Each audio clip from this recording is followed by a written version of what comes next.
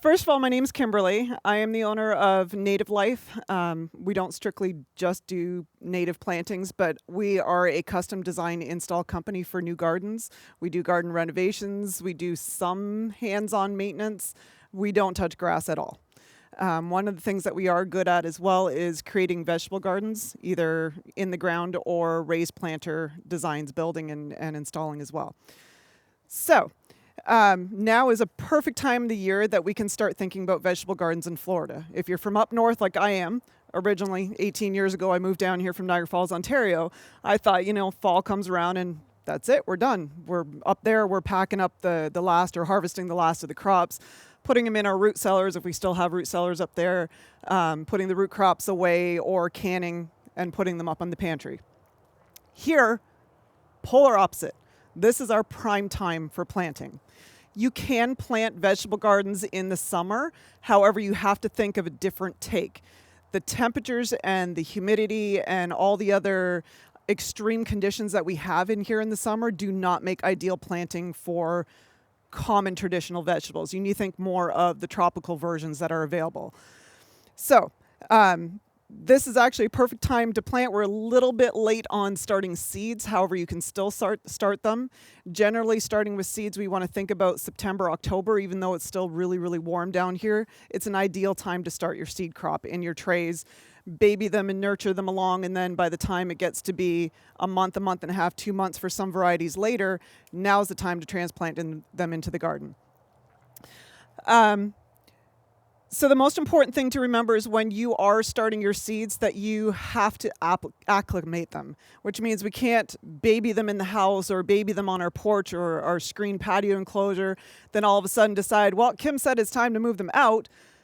You have to acclimate them, which means that we have to get them used to being outside in full sun, heat, whatever we're exposing them to, and you have to do it in stages. So if you're growing them on a screened porch or you can even grow them in your garage with the garage door open during the day.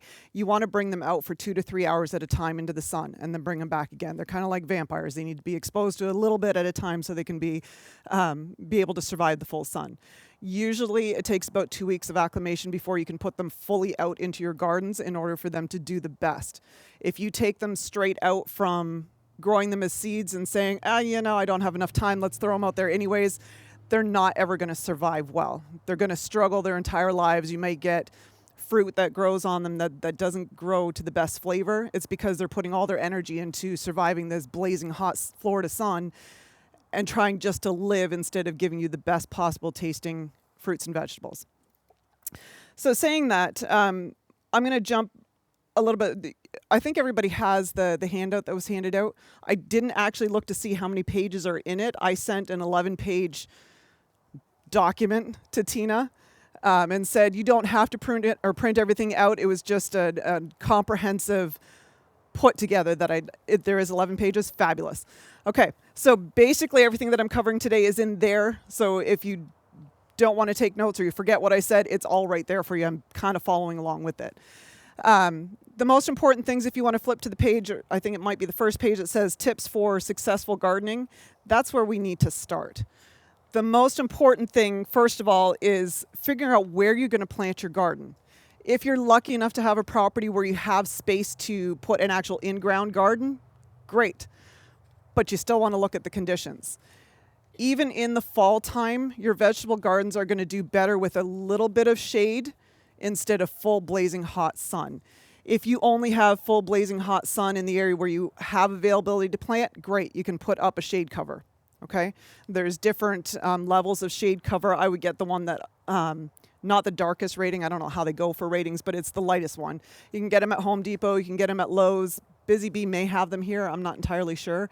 But it's a great way to offer your plants some protection too. The second most important thing to consider is once you've picked out your location, if you can't put it in the ground, can we build a container somewhere? Can we do something simple like buying one of those really cool planters that they have at Tractor Supply, the aluminum ones, I don't know what that shape is. This one. Thank you. Wow.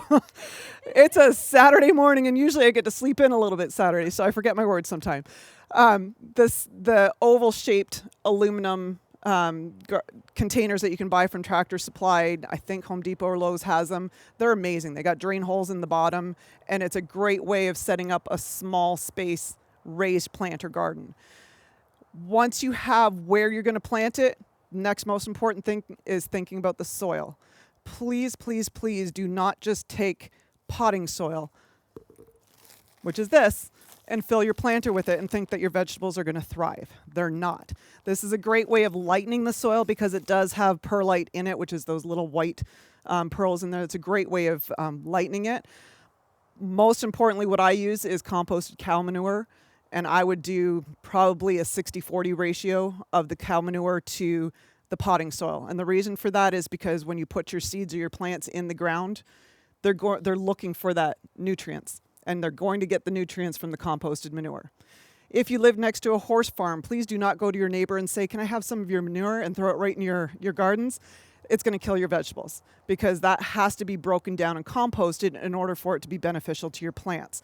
What happens is if you put fresh manure down, it pulls all the nitrogen out of your plants and your plants will fail. Okay? So that's the second most important thing is your choosing your soil.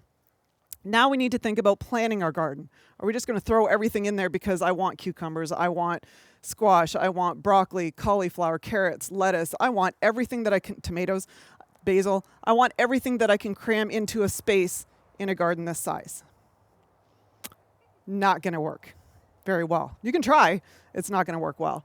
You need to really look at the spacing directions. If you're buying plants that have already been seeded for you, they generally, on the backs, they'll give you the spacing requirements for them. They should give you the height requirements as well. Pay attention to those spacing requirements. If it says plant them 18 to 24 inches away from another plant, that means that from the center of this plant to the center of the next plant of the same type, you need to measure 18 to 24 inches. If you plant them side by side because you want to cram as many vegetables in your garden as possible, you're creating a nightmare that's going to bring in funguses, bacteria, insects, because they don't have room to breathe. They don't have room to grow, so you're not going to get your ideal crops. I mentioned briefly about companion planting. Companion planting is a great way of planting certain root crops, certain vegetables, and herbs together that they grow together in a beneficial way. Sometimes that companion planting means that one plant is taking one for the team and sacrificing itself so that something else grows, which means that this plant over here is going to draw all those insects and funguses, and we want to let that happen so that this plant over here, the one that we really, really, really want, will grow phenomenal and get us the ultimate prize at the end. Okay?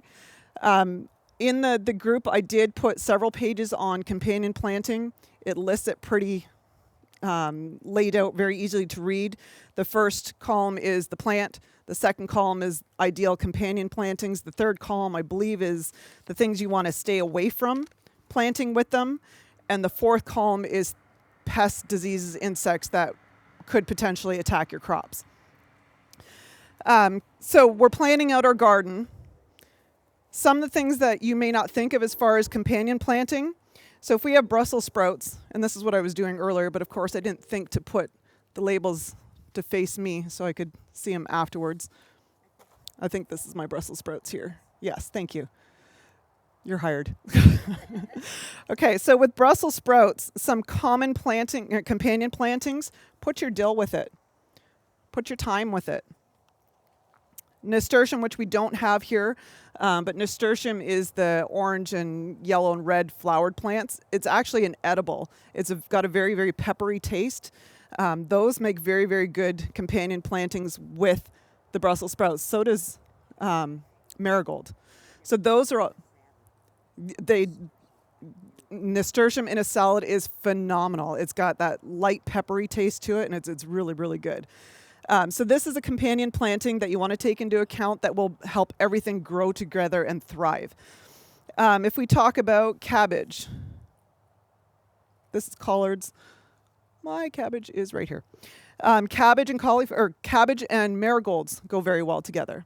So if you're planting this group over here, we've got marigolds, we could add our cabbage on this side of our companion planting. So it's all going well together.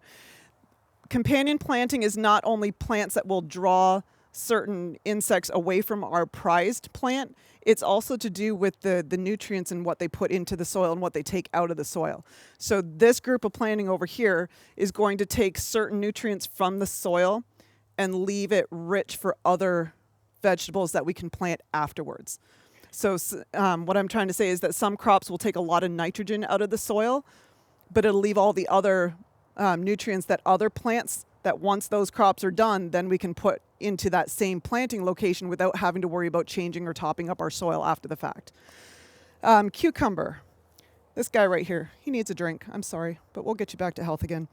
The cucumber, lettuce, peas, radish, dill, marigold, and nasturtium are fantastic plantings with cucumber. Cucumber, typically, you want to plant on a cage. I like these ones the best, just because it has a lot more area for it to grow up instead of these, which you typically want to use with tomato plants. Those ones, there's more room and more area and space for the vine to grow up, and leaves a good airflow within the middle of it, and it'll support the weight of your cucumbers and squash. Pumpkins can grow on there as well. So it creates more of a vertical garden planting instead of sprawling all over the ground, because I don't know about you, but I don't have a whole lot of space to plant a squash or pumpkin in the ground and just let it grow. My daughter thinks that we can. My son thinks that we can. Not so much. They kind of take over. And then the chickens eat them too. So some other companion plantings that you may not have thought about. Strawberries. Strawberries and onions. Weird combination, but they actually work very, very well together, planted in the same area. Onions also can be planted with cabbage. They're a good companion planting. Okay? So we've thought about planting out our garden and what's going to work well together. You also want to look at growing seasons. The one thing I forgot to include in here, and I'll send it to Tina so she can possibly put it up on their website as well, is there are certain times of the year that you can grow certain crops. I did touch on it somewhat in one of the pages that talks about heat-tolerant crops versus fall weather crops. So there are a few examples of what you can grow summer versus fall in there, but there is definitely a list about a mile long that you can look at for more information.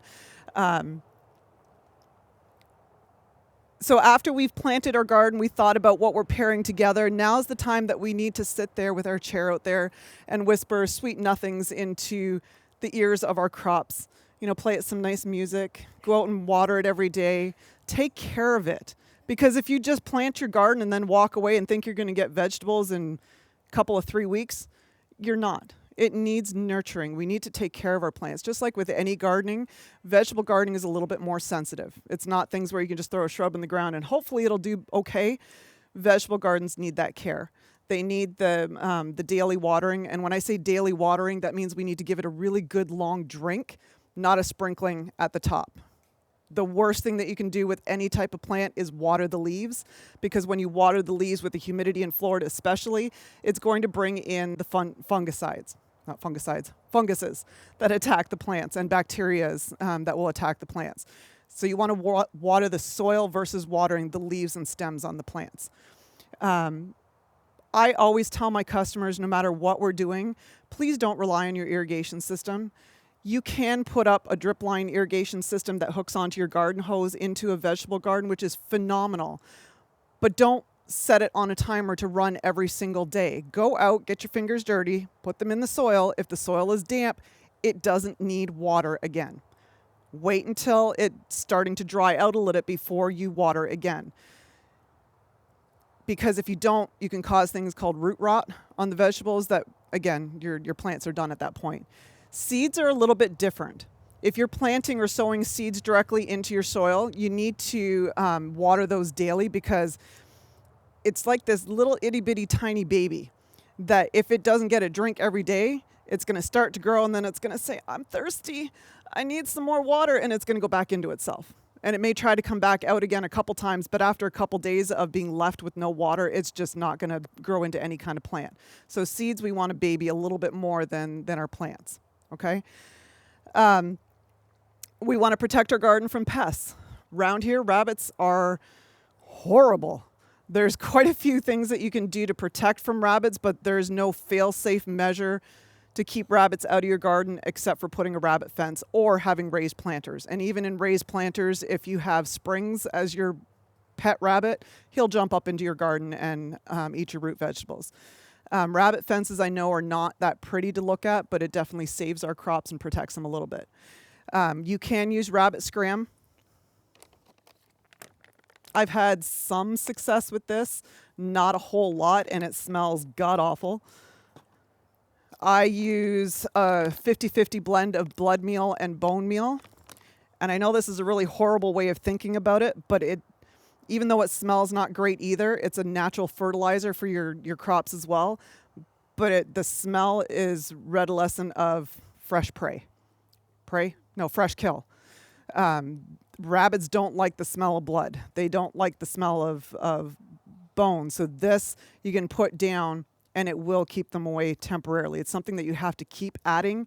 And I believe it's once every 2 weeks that you add the blood meal and bone meal mix to it that will help keep the rabbits away. Caterpillars are another insect that you need to keep an eye on. Overnight, your plants will get infested with caterpillars. I am going to be the first and foremost person to tell you that for any kind of spraying that you need to do, please talk to Tina and the people in Busy Bee, because I don't do spraying. There are some organic options that are available to you, but I can't give you accurate information. I was briefly told this morning that these two are fantastic organic products that you can use to keep bacteria away. This one looks like it's for insects away as well, aphids. I'm literally guessing at this point. So you can spray some of this, and then the Fertilome, this is for caterpillars, okay? But please talk to Tina and the wonderful people in the garden center for specific issues with funguses, bacteria, and insect pests on your crops.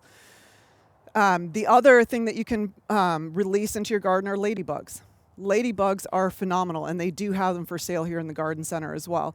If you notice that there's aphids or scale on your plants, not even just vegetable gardens, but on your plants in general, if you buy a pack of those ladybugs, I think there's over 1,000 ladybugs in the bag that you buy, release them right where the problem is, and they'll stay there and feed on the insects until they've eaten them and they're all gone. And then they'll move on to somewhere else. Okay, so those are a couple ways that we can keep an eye on the pests and diseases. Once you've protected your garden and we've nurtured it and we've talked to it and we've sung to it, we're slowly watching our vegetables grow, and then all of a sudden overnight you'll see some fruit and vegetables starting to grow on your crops. This is the time we want to spend even more time in our garden and talking to them so we can enjoy the fruits of our labor, literally. Once they are ripe, then you get to enjoy them and bring them in the house and enjoy your crops that you spent all that time growing. One of the big reasons why I like to talk about vegetable gardening is because growing them ourselves, we get the richness and full flavor that we cannot get from the grocery stores. You can get them from the farm stands that are growing them locally. By all means, please go and support them. There's a great one behind Publix on 510. They started that. I think it's the Old Family Farms. I can't remember what the name it is. Davis, thank you. They have an amazing selection of crops, and every time I go in there, they keep growing and growing and adding more buildings and stuff. They grow organically, 100%. They do not spray for anything. They treat everything organically, and the fruits and vegetables that are grown there are phenomenal. So please enjoy that aspect of it, but growing it yourself is another way to get full flavor richness of your fruits, vegetables, and herbs. I personally don't like to support big farm. Not big pharmacists, big farm in the industrial growing crops, because they have no flavor. If you buy a tomato from a farm stand that was grown locally or one from your own garden and compare it to something you buy in the stores, those tomatoes that you buy in the stores have been picked while they're green. And that's to make sure that they get to you kind of sort of red. If we squint our eyes and look real close, they might be a shade of red, but they have no flavor whatsoever.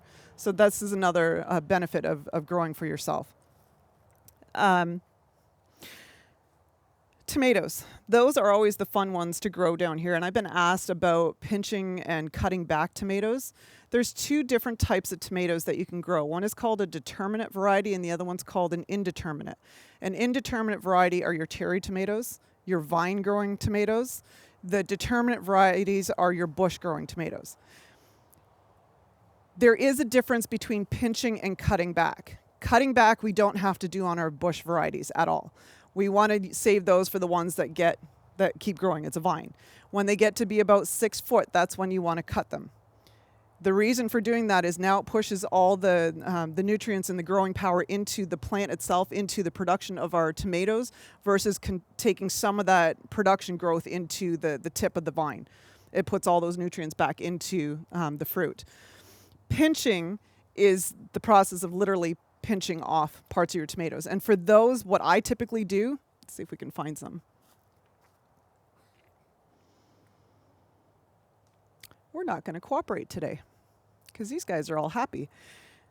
If we look on this one here, and I know it's kind of hard to see, do you see this little leaf that's growing right here? Little itty bitty leaf that's here. Once those grow out a bit, I mean, you can even do it now, I would be pinching those off, because what's going to happen is this is where your tomatoes are going to form. If you think about it and it's trying to push growth into this, what's happening to the tomatoes that are trying to form out here? It's not getting all the energy that it needs to grow, right? So if we simply pinch those off, the suckers or the vines that are growing off there, it's going to push all that growth into your fruit production of the tomatoes. Bush tomatoes, you don't have to pinch them at all. I personally don't. There's the belief out there that you can, when it gets to be, about a foot tall, a foot to 2 feet tall, you can pinch them to keep them bushier, to encourage more growth of more arms that come out of the plant. You can do that, but it is absolutely not necessary to do that on the determinate types of tomatoes. The most important thing down here as well is thinking about types of vegetables that we grow. Everything that is available in the stores is not necessarily great for Florida. Even in the fall, cooler temperatures, it doesn't mean that it's going to do well in your garden. So things we look for are heat-tolerant varieties, heat-resistant varieties, low chill hours, and early maturing. Those are the things that you want to look for and introduce into your garden to be able to thrive in Florida. Okay? We haven't really talked about herbs that much. Herbs normally up north need full sun. Down here, they're going to do better again in part shade, where they can get maybe 4 to 6 hours of sun a day and then just get a little bit of break from that intense afternoon heat. That doesn't mean that you want to put them in a place where they're getting full shade in the morning and then full sun in the afternoon. That's kind of like backwards thinking of what you actually want to do. Herbs are pretty easy to grow down here. There are some that are perennial varieties that'll keep, perennial means coming back every year, where you don't have to plant them new every year. There are some things like thyme. Thyme is amazing. You're going to have to plant it every year. It just melts out. And melts out means that it gets a bacteria or a fungus that attacks it. It just does not like humidity at all. Lavender is another one. I absolutely adore lavender. It will not grow down here. There's one variety that might grow down here. It's called Spanish lavender. It's got a different flower on it, but that's the only one that will not thrive, but do better. And the only place lavender is going to do well is in a raised planter or your pots. Don't even bother trying to plant it in the ground, because it doesn't matter how much you baby it, it's not going to grow. Rosemary is a phenomenal herb to grow down here. Throw it in the ground, love it, water it, nurture it, give it some fertilizer, and it'll grow. Some varieties will grow 3 feet tall by 3 feet wide. You can cut them back and hang them and dry them. You can use them fresh. They're a phenomenal plant to use. Fennel's a tricky one to grow down here. I've had hit or miss luck with growing this. I don't think I've actually had one grow to fruition for me. I don't know what I'm doing wrong with it, but it's a trickier one. And dill is the other one. Dill is really difficult to grow down here. It'll do amazing for weeks on end, then all of a sudden overnight, no matter what you've done, you'll come out and it's dead. I don't know why. I just think it doesn't like Florida. It didn't want to be relocated down here. That's lavender, more rosemary. Basil is amazing. So basil can be a perennial. You can cut it back. It will regrow again after you get your crops. When you see basil growing and it starts to flower, you definitely want to pinch those flowers off, because then it'll bolt, which means that it's just going to shoot up high. You're going to lose the flavor of the leaves. So definitely harvest this as much as you can, because the more you harvest it, the better it's going to do. It'll stay bushier and growing. Remember, basil and tomatoes are phenomenal in salads and on your dinner plates, but they're also phenomenal companion plantings too. Okay? I think that's everything. Does anybody have any questions for me? Yes, ma'am. Eggplant. I currently have one growing in my garden thanks to my daughter, and I've done nothing to it. She's lucky if she remembers to water it once every 4 days. It's doing phenomenal. I seriously want to put eggplant in my entire garden. I mean, they're beautiful. The flowers on them are phenomenal. And we've got raised planters. I built these big raised planters, this 2-tier system. And she just threw it in the garden, and I keep telling her, Kamea, you need to water your garden. She's like, yep, I'll get there. Every 4 days, we're lucky. If my guys have time to water them, it gets watered, but it's doing fantastic.